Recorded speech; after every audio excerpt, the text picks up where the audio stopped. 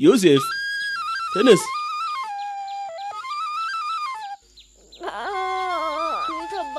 ምን እንደሰራውልህ ተመልከት። አባዬ ይሄ ለኔ ነው? አዎ ለተወዳጁ ልጄ ስጦታ ነው።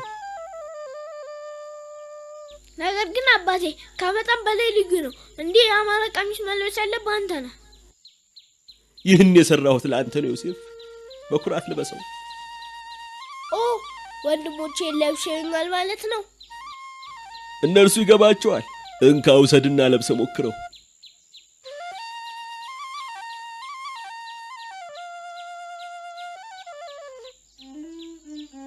ልዑል እንድትመስል ያደርግሃል።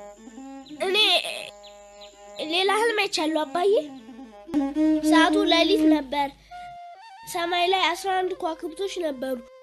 ፀሐይም ነበረች። ነገር ግን እንደጨለመ ቆየ። ከዋክብትም ፀሐይን ከበው ለእርሷ ሰገዱ። ህልሞች ከእግዚአብሔር የተሰጡህ ናቸው ዮሴፍ። እንዴት እንደምትጠቀምባቸው ተጠንቀቅ። እሺ አባዬ። ወንድሞችህ በጎችን ለመጠበቅ ወደ ዶታይን ሄደዋል። ሄደህ በዓይነ ቁራኛ እንድትከታተላቸው ፈልጋለሁ።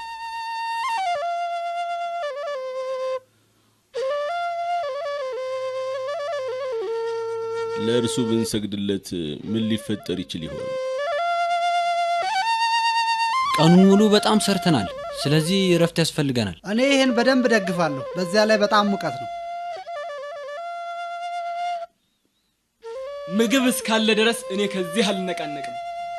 ታዲያ ፍየል እንረዳ፣ ለአባታችን ጠፍቶብን ነው፣ ብንፈልግም አላገኘነውም ብለን ነግረዋለን። ጥሩ ሐሳብ ነው። ይህንን እርሱት። ይልቁንስ ማን እየመጣ እንደሆነ ተመልከቱ። ህልም አላሚው ነው። ምን እንደለበሰ ተመልከቱት። ቀሚስ ነው። እንደዚህ አይነት አይቻለው። እኛ ድሪቶ ለብሰናል፣ እሱ ግን እንደ ልዑል ለብሷል።